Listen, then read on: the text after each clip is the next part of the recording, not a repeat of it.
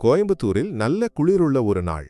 நகரத்தின் ஒரு சிறிய அபார்ட்மெண்டில் ஜன்னலுக்கு வெளியே பார்த்து கொண்டிருந்தாள் ஃபாத்திமா. அவள் கண்கள் வெகு தூரத்தில் இருந்தன. காற்றோடு மழையின் வாசனையும் பனியின் குளிர்ச்சியும் கலந்திருந்தது. ஆனால் அதெல்லாம் ஃபாத்திமாவுக்கு ஒரு பொருட்டாக இல்லை. அந்த காற்றில் அவள் ஒரு புதிய வாழ்க்கையின் நம்பிக்கையை நுகர்ந்தாள். வருடங்களாக அவள் காத்திருந்த ஒரு வாழ்க்கை. கர்ப்பமான வயிற்றில் கை வைத்து மெதுவாக கண்களை மூடிக்கொண்டாள். வலியும் நம்பிக்கையும் கலந்த நீண்டகால பயணம் அவள் மனதில் மின்னல் போல வந்து போனது. ஒரு தாயாக வேண்டும் என்று மிகவும் ஆசைப்பட்டவள் அவள். ஆனால் 10 வருடங்களாக அவளது கணவன் இம்ரான் அவளது கனவை நிறைவேற்ற முடியவில்லை. பல மருத்துவர்களையும் மருத்துவமனைகளையும் சந்தித்தார்கள். இறுதியாக விரக்தியடைந்த ஒரு தருணத்தில் அல்லாஹுவின் கருணை போல அவளுக்குள் ஒரு நம்பிக்கை துளிர்த்தது. அப்போது இம்ரான் அவளருகில் உட்கார்ந்து சூடான தேநீர் அருந்திக் கொண்டிருந்தான். பெருமிதத்துடன் அவன் அவளது களைத்துப் போன முகத்தை பார்த்தான். ஒரு புன்னகையுடன் அவன் சொன்னான், "உனக்கு தெரியுமா, இன்னும் சில நாட்களில் நம் மகன் நம் கைகளில் இருப்பான். அவன் சிரிப்பை நாம் முதல் முறையாக கேட்போம்." ஃபாத்திமா புன்னகைத்தபோது அவள் கண்கள் கலங்கின. "என்னால் நம்ப முடியவில்லை. இந்த கனவு இவ்வளவு சீக்கிரம் நடக்கும் என்று நான் நினைக்கவில்லை. என் மகனின் அன்பை அறியாமல் நான் இறந்து விடுவேனோ என்று பயந்திருந்தேன். ஆனால் அல்லாஹ் என்னை கைவிடவில்லை." இம்ரான் அவள் வயிற்றில் கை வைத்து, "இந்த மகன் வெறும் குழந்தை இல்லை, நாம் பட்ட எல்லா வேதனைகளின் வெற்றியும் அவன்தான். நான் உனக்கு ஒரு வார்த்தை தருகிறேன், அவன் தமிழ்நாட்டின் மிகவும் மகிழ்ச்சியான குழந்தையாக இருப்பான்." இம்ரானின் வார்த்தைகளை கேட்டு அவள் மெதுவாக சிரித்தாள். ஆனால் மகிழ்ச்சியோடு அவளுக்கு ஒரு சிறிய பயமும் இருந்தது. அது எதற்காக என்று அவளுக்கு தெரியவில்லை. ஒருவேளை ஒரு ஆபத்து வருவதற்கு முன்பு ஒரு தாய்க்கு தோன்றும் உணர்வுகளாக இருக்கலாம். அன்று இரவு அவள் தனது அறையில் குழந்தைக்காக வாங்கிய உடைகளை அடுக்கி வைத்தாள். ஒரு சிறிய நீல உடையை அவள் கையில் எடுத்தாள். "என் குட்டியே, நான் உனக்காக பல வருடங்கள் காத்திருந்தேன். உனக்காக நான் உலகத்தோடு போராடினேன். என் நெஞ்சை விட்டு பிரியாமல் நீ வரவேண்டும். உன்னை நான் உயிருடன் பார்க்க வேண்டும். உன் சிரிப்பால் இந்த வீடு நிறைவதை நான் கேட்க வேண்டும்." அதே சமயம் இம்ரான் வீட்டின் பால்கனியில் நின்று கொண்டிருந்தான். கோயம்புத்தூர் வானத்தை பார்த்து அல்லாவிடம் பிரார்த்தித்தான், "அல்லாவே, இந்த இரவு எல்லா நன்மைகளின் தொடக்கமாகவும் இருக்க வேண்டும். என் மனைவியையும் குழந்தையையும் நீ காப்பாற்று. பல காலமாக நாங்கள் காத்திருக்கும் இந்த மகிழ்ச்சியை எங்களிடமிருந்து பறிக்காதே." அந்த இரவு அமைதியாக இருந்தது. ஆனால் அந்த தாயின் இதயம் மிக வேகமாக துடித்துக் கொண்டிருந்தது. ஏதோ ஒன்று அவர்களை தேடி வருகிறது என்று அவளுக்கு தோன்றியது. மருத்துவமனையில் அவளை காத்திருப்பது கனவுகளை சிதைக்கும் பயங்கரமான உண்மை என்று அவள் அறிந்திருக்கவில்லை. அது அவளது வாழ்க்கையை என்றென்றும் மாற்றும் ஒரு கதையின் தொடக்கமாக இருந்தது. காலையில் வெளிச்சம் வரத் தொடங்கிய போது வயிற்றில் கடலில் அலைகள் போல ஒரு வலி அவளுக்கு ஏற்பட்டது. அவள் கதறினாள். தூங்கிக் கொண்டிருந்த இம்ரானை எழுப்ப அவளுக்கு தோன்றவில்லை. ஆனால் ஒரு தந்தையின் இதயம் அதை சகித்துக் கொள்ளவில்லை. இம்ரான் வேகமாக எழுந்தான். "ஃபாத்திமா, வலி தொடங்கிவிட்டதா?" அவள் கஷ்டப்பட்டு தலையசைத்தாள். "ஆமாம், நேரம் வந்துவிட்டது என்று நினைக்கிறேன்." இம்ரான் வேகமாக எழுந்து ஆம்புலன்ஸை அழைத்தான். பல வருடங்களாக காத்திருந்த இந்த தருணம் இறுதியாக வந்துவிட்டது. அவர்கள் கோயம்புத்தூரில் உள்ள ஒரு பெரிய மருத்துவமனைக்கு வந்தார்கள். செவிலியர்கள் அவளை ஒரு சக்கர நாற்காலியில் அமர வைத்து பிரசவ வார்டுக்கு அழைத்துச் சென்றார்கள். மருத்துவர்கள் பிரசவத்திற்காக தயாராகும்படி சொன்னார்கள். வலியால் அவள் கதறினாள். ஆனால் அவள் மனதில் குழந்தையின் முகம் மட்டுமே இருந்தது. மிக நீண்ட போராட்டத்திற்கு பிறகு பிரசவ வார்டில் ஒரு அமைதி நிரம்பியது. குழந்தையின் அழுகை சத்தம் எதுவும் கேட்கவில்லை. மருத்துவர் விரக்தியுடன் தாயின் முகத்தை பார்த்தார். பின்னர் மருத்துவர் செவிலியரை சோகமாக தலையசைத்தார். அந்த தருணம் தாயின் இதயம் வலியால் நிறைந்தது. மருத்துவர் சொன்னார், "எங்களை மன்னிக்கவும். குழந்தையால் சுவாசிக்க முடியவில்லை." இந்த வார்த்தைகள் அவளது இதயத்தின் வழியாக ஒரு கத்தி செல்வது போல இருந்தது. அவள் கதறினாள். குழந்தையை தொட கைகளை நீட்டினாள். ஆனால் மருத்துவர்கள் அதற்கு அனுமதிக்கவில்லை. வெளியே இம்ரான் அவள் கதறலை கேட்டான். அவன் அறையின் கதவை தட்டினான். "என்ன நடக்கிறது?" "நான் என் குழந்தையை பார்க்க வேண்டும்." ஆனால் யாரும் கதவை திறக்கவில்லை. அறைக்குள் தனது வாழ்க்கையின் இலக்கை இழந்த வேதனையில் அவள் துயரப்பட்டாள். அறையில் இருந்த சத்தங்களும் மருந்துகளின் வாசனையும் அவளால் தாங்க முடியவில்லை. மருத்துவர் கடைசியாக சொன்ன அந்த வாக்கியம் அவள் காதில் ஒலித்துக்கொண்டே இருந்தது. "குழந்தையால் சுவாசிக்க முடியவில்லை, குழந்தை இறந்துவிட்டது." நடுங்கும் கைகள் வயிற்றில் வைத்து அவள் அழுதாள். "இல்லை, அப்படி சொல்லாதீர்கள். நான் அவன் இதய துடிப்பை நேற்று கேட்டேன். அவன் என் வயிற்றில் அசைந்தான். எப்படி அவன் இறந்தான்? என்னை அவனை பார்க்கக்கூட முடியவில்லை." அவள் அழுது கொண்டே சொன்னாள். செவிலியர் அவளை சமாதானப்படுத்த முயன்றார். ஆனால் அவள் செவிலியரை தள்ளிவிட்டு, "நான் என் குழந்தையை பார்க்க வேண்டும். நான் அவனை தொட வேண்டும். அவனை என்னிடமிருந்து பிரிக்காதீர்கள்." அறையின் வெளியே இம்ரான் பைத்தியம் போல கதவை தட்டிக் கொண்டிருந்தான். இறுதியாக மருத்துவர் அறையிலிருந்து வெளியே வந்தார். சோகமாக இம்ரானை பார்த்து, நாங்கள் முடிந்தவரை முயற்சி செய்தோம். ஆனால் குழந்தையால் சுவாசிக்க முடியவில்லை. நாங்கள் காப்பாற்ற முயன்றோமானால் குழந்தை தப்பவில்லை. இம்ரான் உறைந்து போனான். நடுங்கும் குரலில் அவன் கதறினான், இது நடக்க வாய்ப்பே இல்லை. பல வருடங்களாக நாங்கள் காத்திருந்த எங்கள் குழந்தை எப்படி இறந்தான்? மருத்துவர் அவனை சமாதானப்படுத்த முயன்றார். ஆனால் இம்ரான் மருத்துவரை தள்ளிவிட்டு அறைக்குள் பாய்ந்து சென்றான். அறைக்குள் வலியால் சோர்ந்து போன தன் மனைவியை அவன் கண்டான். அவன் அவளோடு சேர்ந்து அவளை சமாதானப்படுத்தினான். அவள் விரக்தியில் தலையசைத்தாள், எனக்கு எதுவும் வேண்டாம். எனக்கு என் குழந்தை மட்டும் போதும். இருந்தாலும் கூட நான் அவனை அணைத்துக் கொள்ள வேண்டும். மருத்துவர் சொன்னார், அவனை கடைசியாக பார்க்க நாங்கள் கொண்டு வருகிறோம். இம்ரான் உறுதியான குரலில் சொன்னான், அவனை சீக்கிரம் கொண்டு வாருங்கள், அவன் எங்களை விட்டு போகவில்லை. சில நிமிடங்களுக்குப் பிறகு ஒரு செவிலியர் குழந்தையை வெள்ளை துணியில் சுற்றி கொண்டு வந்தார். குழந்தையின் உடல் அசைவில்லாமல் உயிரில்லாமல் கிடந்தது. செவிலியர் குழந்தையை தாயின் கைகளில் வைத்தார். அவள் குழந்தையை பலமாக அணைத்து சத்தமாக அழுதாள். அந்த அழுகை மருத்துவமனை முழுவதும் எதிரொலித்தது. இம்ரான் குழந்தையின் தலையை வருடி கொடுத்தான். என் குட்டினி, இந்த உலகத்திற்கு வந்தாய், எங்களை எதுவும் கேட்காமல் போய்விட்டாய். ஆனால் நாங்கள் நீ பிறப்பதற்கு முன்பே உன்னை மிகவும் நேசித்தோம். அந்த தருணம் யாரும் நினைக்கவில்லை இது கதையின் முடிவல்ல தொடக்கம் என்று. 4 மணி நேரங்களுக்குப் பிறகு இந்த குழந்தை செய்யும் காரியம் மருத்துவமனையில் உள்ள அனைவரையும் அதிர்ச்சிக்குள்ளாக்கியது. மருத்துவ நடைமுறைகளுக்காக குழந்தையின் உடலை ஒப்படைக்க மருத்துவர்கள் தாயிடம் கேட்டார்கள். ஆனால் தாய் குழந்தையை தனது கைகளிலிருந்து மாற்ற தயாராகவில்லை. இல்லை, நான் அவனை என் கைகளிலிருந்து விடமாட்டேன். ஒரு நொடிக்கு கூட ஒரு உண்மையான தாயின் அன்பு அவனுக்கு கிடைக்காமல் அவனை அடக்கம் செய்ய நான் அனுமதிக்க மாட்டேன். மருத்துவர் அன்புடன் அவளுக்கு எடுத்துச் சொல்ல முயன்றார். மேடம், உங்கள் வலி எங்களுக்கு புரிகிறது. ஆனால் குழந்தை இறந்துவிட்டது. அவனை வெளியே வைக்க முடியாது. தாய் மருத்துவரின் கைகளை பிடித்து, தயவு செய்து என்னை அவனை அணைத்துக் கொள்ள அனுமதியுங்கள். என் அன்பு அவனுக்கு உணரட்டும். 4 மணி நேரம் மட்டும். மருத்துவர் ஒரு நிமிடம் பேசாமல் நின்றார். செவிலியரையும் அழுது கொண்டிருந்த இம்ரானையும் பார்த்தார். பின்னர் அவர் சொன்னார், சரியானால் நீங்கள் இந்த அறையில்தான் இருக்க வேண்டும். நாங்கள் உங்களை வெளியிலிருந்து கவனித்துக் கொண்டிருப்போம். அவள் குழந்தையை நெஞ்சோடு அணைத்தாள். அவன் கன்னத்தில் முத்தமிட்டாள். அவள் அவனிடம் அன்புடன் மெதுவாக, நான் உன் அம்மா, என்னை கேள். நான் உனக்காக பல வருடங்கள் காத்திருந்தேன். நீ இப்போது என்னை விட்டு போகாதே. இம்ரான் அவள் அருகில் அமர்ந்து அவள் கண்ணீரை துடைத்தான். நிமிடங்கள் மெதுவாக நகர்ந்தன. ஒவ்வொரு நொடியும் தாயின் இதயம் வலித்தது. 1 மணி நேரம் கடந்து பின்னர் 2 மணி நேரம், பின்னர் 3. குழந்தை அசையாமல்தான் கிடந்தது. 4 மணி நேரத்திற்கு பிறகு சூரிய உதயத்திற்கு சற்று முன்பு யாரும் எதிர்பார்க்காத ஒரு காரியம் நடந்தது. அவள் தனது முகத்தை குழந்தையின் தலையில் வைத்து அழுது கொண்டிருந்த போது அவளது கைக்கு அடியில் ஏதோ அசைவது போல அவளுக்கு தோன்றியது.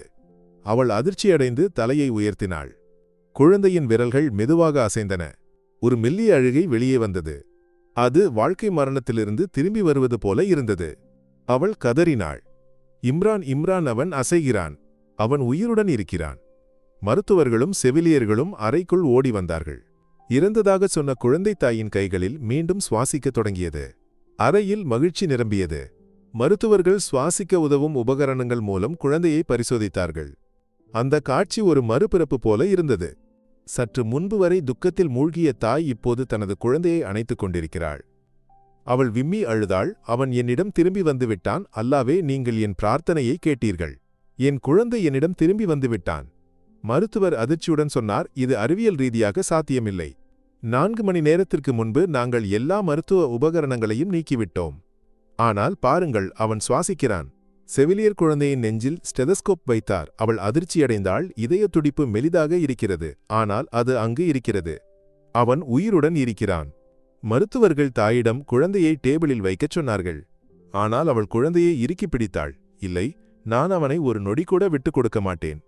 என் அன்பு அவனுக்கு உணர முடிந்ததால்தான் அவன் திரும்பி வந்தான். அவனை என்னிடமிருந்து பிரிக்காதீர்கள். இம்ரான் மெதுவாக அவளது தோளில் கை வைத்தான். அன்பே, மருத்துவர்களை அவனை காப்பாற்ற விடுங்கள்.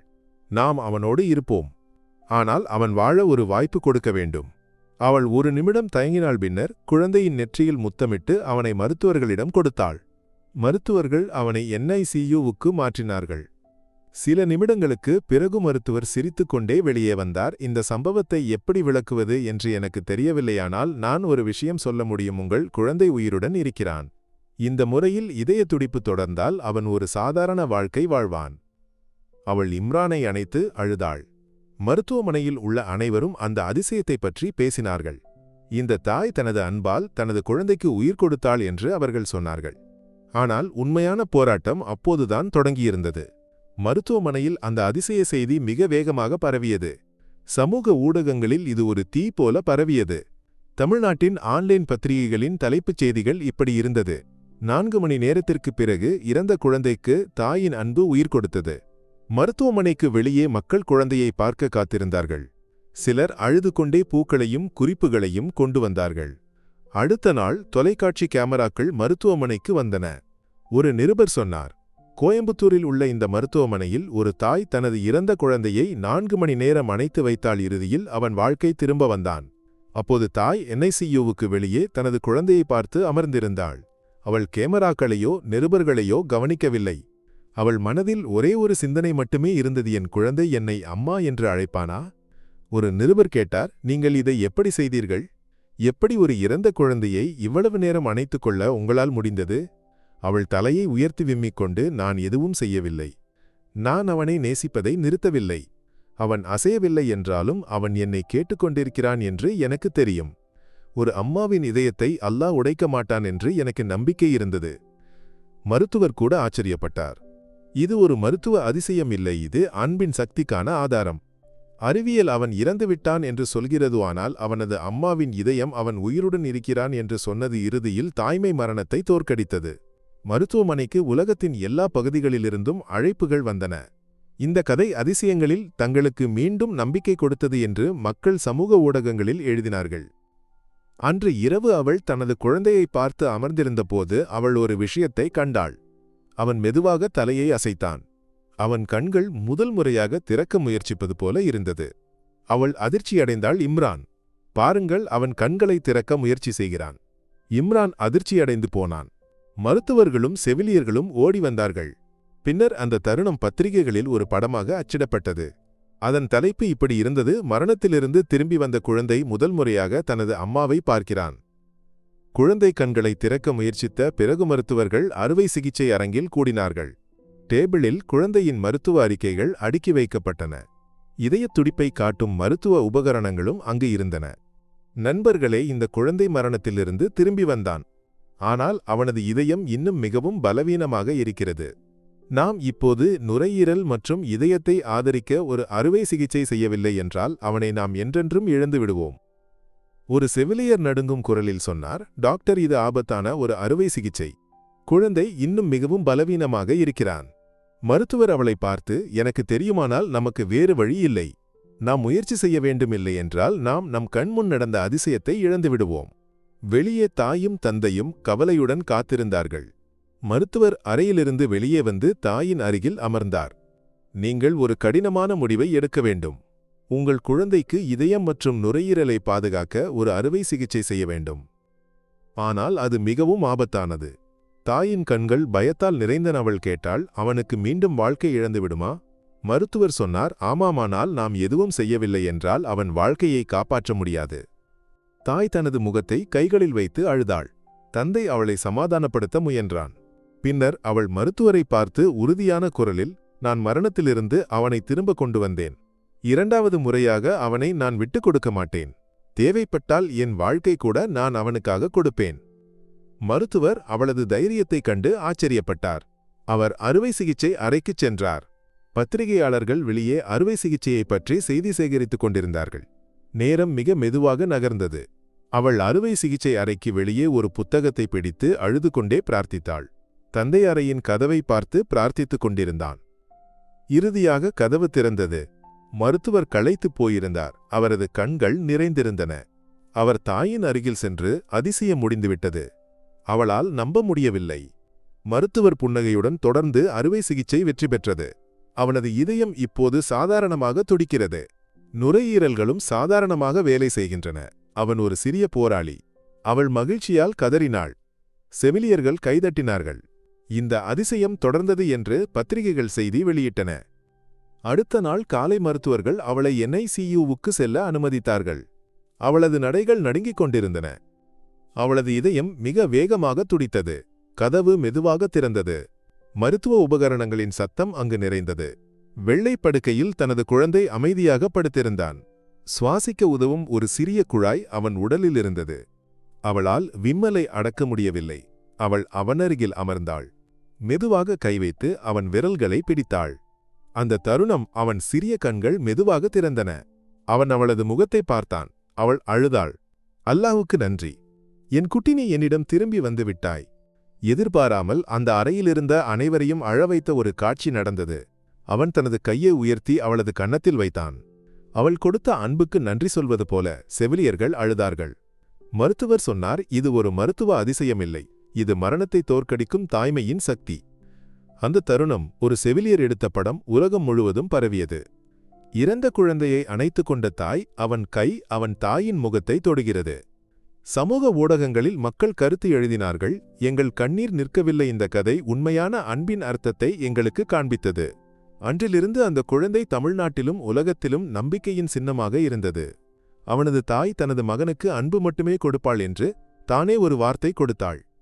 அறுவை சிகிச்சைக்குப் பிறகு நாட்கள் கடந்தபோது அவனது உடல்நிலை மிகவும் மேம்பட்டது. NICUவில் சிகிச்சை பெற்று வந்த குழந்தையை பார்க்க பல மக்கள் வந்தார்கள். அவன் அதிசய குழந்தை என்று மக்கள் சொன்னார்கள். ஒரு நாள் மருத்துவர் சிரித்துக்கொண்டே அறைக்கு வந்தார். உங்கள் குழந்தையை ஒரு சாதாரண அறைக்கு மாற்றும் அளவுக்கு அவன் வலிமையாக இருக்கிறான். அவளால் நம்ப முடியவில்லை. உலக ஊடகங்கள் அவர்களது நேர்காணலுக்காக வந்தன. ஒரு தொலைக்காட்சி சேனல் கேட்டது, மரணத்திலிருந்து திரும்பி வந்த குழந்தையின் தாயாகிய உங்களைப் பற்றி உலகம் அறிய விரும்புகிறது. ஒரு நாள் இரவில் அவள் தனது கணவனுடன் பேசிக் கொண்டிருந்தாள். அவளது கணவன், இன்று எனக்கு இந்தியாவிற்கு வெளியே இருந்து பல அழைப்புகள் வந்தன. ஐரோப்பாவில் உள்ள மருத்துவர்கள் நம் குழந்தையை பற்றி மேலும் படிக்க அவனை பார்க்க வேண்டும் என்று சொல்கிறார்கள். அவள் சொன்னாள், இல்லை, என்னால் அவனை என்னிடமிருந்து பிரிக்க முடியாது. அதற்கு அறிவியல் என்னை அழைக்கட்டும். அப்போது மருத்துவர் அங்கு வந்தார். அவர் சொன்னார், அறிவியலால் காத்திருக்க முடியுமானால் இந்த குழந்தையின் இதயத்தால் அதன் தாயிடமிருந்து விலகியிருக்க முடியாது. ஒரு குடும்பத்தின் கதை மட்டுமல்ல, இது பல குடும்பங்களுக்கு நம்பிக்கை கொடுத்த ஒரு கதை. இந்த கதையில் பல சவால்களும் வெற்றிகளும் இருந்தன. அதெல்லாம் கடந்து போகும்போது அந்த குழந்தைக்கு உடல்நல குறைபாடுகள் இருக்கின்றன என்று மருத்துவர்களுக்கு தெரிந்தது. அதற்கு என்ன தீர்வு என்று யோசித்தபோது குழந்தைக்கு ஒரு அறுவை சிகிச்சை செய்ய வேண்டும் அல்லது வலுவான மருந்துகள் கொடுக்க வேண்டும் என்று மருத்துவர்கள் சொன்னார்கள். தாயின் இதயம் பயத்தால் வலித்தது. என் குழந்தையால் என் அருகிலிருந்து போக முடியாது. நான் அவனுக்காக இந்த பயணத்தை தொடர்வேன், அது எவ்வளவு கடினமாக இருந்தாலும். தந்தை அவளுக்கு எல்லா ஆதரவையும் கொடுத்தான். நாம் ஒன்றாக போராடுவோம், பயம் நம்மை ஆள நாம் அனுமதிக்க மாட்டோம். மருத்துவர்கள் அந்த தாயின் தைரியத்தில் ஆச்சரியப்பட்டார்கள். அவர்கள் அறுவை சிகிச்சை செய்ய முடிவு செய்தார்கள். அறுவை சிகிச்சை நாளில் அவள் அதிகமாக பிரார்த்தித்தாள். தந்தை அறுவை சிகிச்சை அறைக்கு வெளியே இருந்து பிரார்த்தித்தான். நேரம் மிக மெதுவாக நகர்ந்து கொண்டிருந்தது. மருத்துவர்கள் அவர்களது முடிந்தவரை முயற்சி செய்தார்கள். அவர்களுக்கு அந்த குழந்தையை இழக்கத் தோன்றவில்லை. இறுதியாக மருத்துவர்கள் வெளியே வந்தார்கள். மருத்துவர் மிகவும் களைத்து போயிருந்தாரானால் மகிழ்ச்சியாக இருந்தார். அறுவை சிகிச்சை வெற்றி பெற்றது. அவனது இதயம் இப்போது சாதாரணமாக துடிக்கிறது. நுரையீரல்களும் சாதாரணமாக வேலை செய்கின்றன. அவன் ஒரு உண்மையான போராளி. அவள் தனது கணவனை அணைத்து மகிழ்ச்சியால் அழுதாள். அவனது உடல்நிலை மேம்பட்ட போது அவனை பள்ளியில் சேர்த்தார்கள். ஆனால் சில குழந்தைகள் அவனது உடல்நலத்தை பற்றி பேசி அவனை கேலி செய்தார்கள். ஆனால் தாயும் தந்தையும் அவனை தைரியப்படுத்தினார்கள். நீ வித்தியாசமானவன் இல்லை, நீ தனித்துவமானவன். நாங்கள் எப்போதும் உனக்காக இருப்போம். அவள் அவனது பள்ளிக்குச் சென்று குழந்தைகளோடும் ஆசிரியர்களோடும் பேசி விழிப்புணர்வு கொடுத்தாள். அவனது கதை சமூக ஊடகங்களில் பிரபலமானது. பல மக்கள் அவனுக்கு ஆதரவு கொடுத்தார்கள்.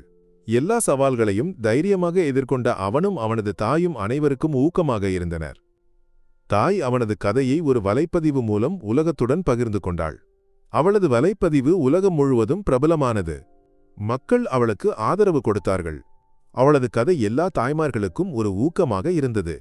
ஒரு தொலைக்காட்சி சேனல் அவளை நேர்காணலுக்காக அழைத்தது. அவளது பிரார்த்தனைகளை கேட்டதால் மட்டுமே அவளது குழந்தை வாழ்க்கை திரும்ப வந்தது என்று அவள் சொன்னாள். அவனது கதை எல்லா தாய்மார்களுக்கும் ஊக்கமாக இருந்தது. ஒரு குழந்தைதாயின் அன்பால் வாழ்க்கை திரும்ப வந்தபோது அவனது தாய் அவனது வாழ்க்கையை அன்பால் நிரப்புவாள் என்று முடிவெடுத்தாள். அவள் இப்போது பல குழந்தைகளையும் அவர்களது தாய்மார்களையும் ஆதரிக்கிறாள். அவள் அவர்களுக்கு எல்லா நன்மைகளையும் வாழ்த்தினாள். என் கதை தனித்துவமானது இல்லை, எல்லா குழந்தைகளுக்கும் ஒரு வாய்ப்பு கிடைக்க வேண்டும். நம்மை சுற்றியுள்ள மக்களுக்கு நம்பிக்கை கொடுப்பது நமது கடமை. அவன் பள்ளியில் சென்று படித்து தனது திறமைகளை வளர்த்துக் கொண்டான். அவன் மற்ற குழந்தைகளுடன் பழகத் தொடங்கினான். அவன் ஆரோக்கியமாக இருந்தான். மற்ற குழந்தைகளுக்கு உதவவும் அவன் தொடங்கினான். அவன் பல பரிசுகளை வென்றான். இறுதியாக அவன் ஒரு பல்கலைக்கழகத்தில் சேர்ந்தான். அவன் தனது கனவை தொடர்ந்தான். அவன் ஒரு மருத்துவர் ஆனான். மற்ற குழந்தைகளுக்கு உதவத் தொடங்கினான். அவனது பெற்றோருக்கு அவனைப் பற்றி ஒருபாடு பெருமை இருந்தது. அவனது கதை பல மக்களை ஊக்கப்படுத்தியது. அவன் இப்போது ஒரு பெரிய மருத்துவர். அவனது பெற்றோர் அவனது வீட்டில் வாழ்கிறார்கள். ஒருநாள் அவனது தாய் அவனை பார்த்து, என் குட்டி, நீ என் வாழ்க்கையின் மகிழ்ச்சி. உனக்கு தெரியுமா, நீ என் இதயத் துடிப்பு. அவன் ஒரு மருத்துவர்.